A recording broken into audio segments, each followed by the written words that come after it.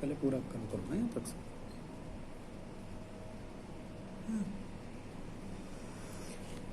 Arvind Agarwal from Banner Public School, Pilibhit. Today's chapter, Solution of Simultaneous Linear Equations. Chapter number 8. Topic है आप लोगों का solution of non homogeneous equation. देखिए ये जो system है, सिस्टम ऑफ लीनियर इक्वेशंस, लिखा मैंने सिस्टम ऑफ लीनियर इक्वेशंस, इसको मैंने एक चार्ट ड्रॉ करके पूरा कंप्लीट चैप्टर 8 इस चार्ट के थ्रू मैंने फिनिश किया है। पहले आप इस चार्ट को एक्सप्लेन कीजिए कि इसमें सिस्टम को किस तरह से डिवाइड किया जाता है। सिस्टम ऑफ लीनियर इक्वेशन, इसमें होमोजीनियस सिस्टम है, नॉन होमोजीनियस सिस्टम है। होमोजीनियस सिस्टम इसकी जनरल फॉर्म है AX is equal to O for null matrix. इधर नॉन होमोजीनियस सिस्टम में है AX is equal to B means scalar matrix. Scalar matrix में सभी एलिमेंट जीरो नहीं हो सकते। For example A1X plus B1Y is equal to 0, A2X plus B2Y is equal to 0। ये example है होमोजीनियस सिस्टम का। नॉन होमोजीनियस सिस्टम में A1X plus B1Y is equal to C1, A2X plus B2Y is equal to C2, और ये जो value है constant, not all zero, ये सभी जीरो नहीं हो सकती। अब मैं पहले इसी नॉन होमोजीनियस को एक्सप्लेन कर रहा हूं। इसको निकालने के बाद यहां पर आपको निकालना होता है determinant of A. Determinant of A, इसमें ए क्या है, इनके coefficient A1, B1, A2, B2 से फॉर्म होने वाला मैट्रिक्स। यहां पर मैट्रिक्स ए फॉर्म करेंगे जो कि A1, B1 and A2, B2 से फॉर्म किया जाएगा। It is known as coefficient matrix. इसके बाद इसमें से डिटर्मिनेंट ऑफ ए निकाल लीजिए, और जब डिटर्मिनेंट ऑफ ए निकल आता है तो यहां पर determinant of A is not equal to 0 हो सकता है, इज इक्वल टू 0 हो सकता है। अगर नॉट इक्वल टू 0 है, system is consistent with unique solution, तो सिस्टम कॉन्सिस्टेंट कहलाएगा और उसका केवल एक सॉल्यूशन पॉसिबल होगा जो कि निकाला जाएगा x is equal to A inverse into B से। अगर यहां पर डिटर्मिनेंट ऑफ ए की वैल्यू 0 आती है तो यहां पर इसको 2 पार्ट्स में आपको डिवाइड करना है। इसके बाद निकालना है adjoint of a into B, that is equal to O, और adjoint of a into B is not equal to O। अगर यहां पर ये इक्वल टू O आता है, यानी नल मैट्रिक्स आता है, सिस्टम इज कॉन्सिस्टेंट, तो सिस्टम कॉन्सिस्टेंट कहलाएगा विद मेनी इनफाइनाइट सॉल्यूशन।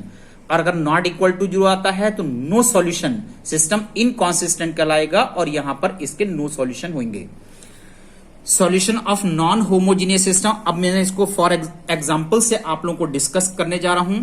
इधर इससे पहले आप इसको देखिए, इस सिस्टम को यहां पर भी डिटर्मिनेंट ऑफ ए निकालना है। ए क्या है, इसका कोफिशिएंट मैट्रिक्स। अगर ये नॉट इक्वल टू 0 है then x is equal to Y is equal to Z is equal to 0, सभी वैल्यू 0 होंगे और ये ट्राइवियल सॉल्यूशन कहलाएगा। इसके आगे फर्दर आपको सॉल्व नहीं करना है।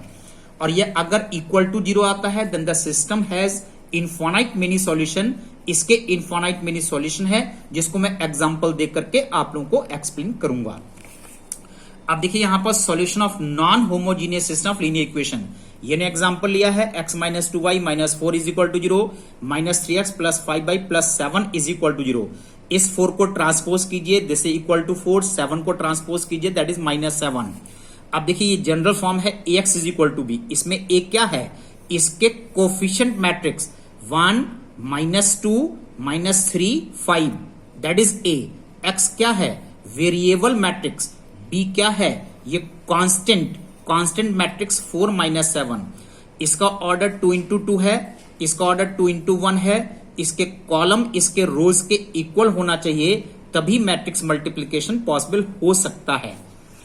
इसके आगे देखिए आप लोग, अब यहां पर डिटर्मिनेंट ऑफ ए मैंने कैलकुलेट किया है, that is -1 which is not equal to 0, non singular, therefore it is invertible. अब इसका इनवर्स निकालने के लिए यहां पर देखिए AX is equal to B, इसको A इनवर्स से दोनों साइड में मल्टीप्लाई किया, A inverse into A that is I into X, A inverse B, then only X is equal to A inverse B। तो वेरिएबल X निकालने के लिए आपको A inverse into B calculate करना है। इसको A इनवर्स निकालने के लिए अब मैंने यहां पर इनके कोफैक्टर्स निकाले हैं। मैट्रिक्स मेथड का यूज आपको करना है। कोफैक्टर्स निकाल करके एडजॉइंट ऑफ ए, इसका ट्रांसपोज, ये एडजॉइंट ऑफ ए आ गया। Then A inverse 1/, of A into adjoint of A, ये ए इनवर्स आ गया।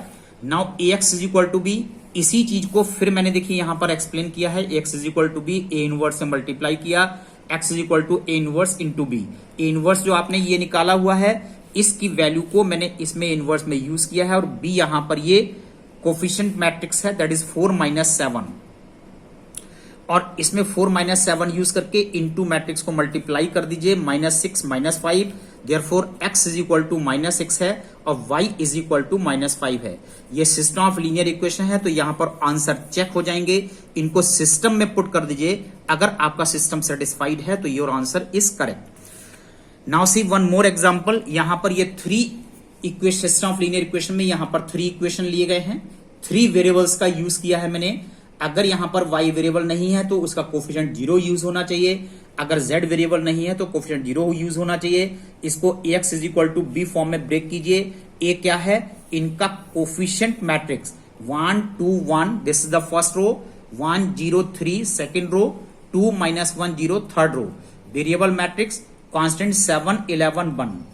अब यहां पर देखिए जो मैट्रिक्स a आ गया है, इसका मैंने डिटरमिनेंट निकाला है, that is 18 not equal to 0। Non singular matrix have hence invertible. अब इसका इनवर्स, ए का इनवर्स निकालने के लिए सभी 9 कोफैक्टर्स निकालिए, एडजॉइंट ऑफ ए निकालिए, ए इनवर्स निकालिए। ये सब आप लोग की प्रैक्टिस में है। लास्ट चैप्टर में ये सब ए इनवर्स निकालना आप लोग सीख चुके हैं। Then x is equal to A inverse into B. A inverse आपने यूज किया, और बी क्या है? बी है ये कांस्टेंट मैट्रिक्स 7 11 1, इसको यूज किया। इन मैट्रिक्स को मल्टीप्लाई कीजिए। ये यहां देखिए, इसके बाद मैट्रिक्स की मल्टीप्लिकेशन 36 18 54 है। अब 18 से हमने डिवाइड किया है 2 1 3। कंपेयर करिए, x is equal to 2, y is equal to 1, z is equal to 3, और इसको अगर आप सिस्टम में पुट कर देते हैं तो कंप्लीट ये सिस्टम आपका सेटिस्फाई होना चाहिए, then your answer is correct. That's all today.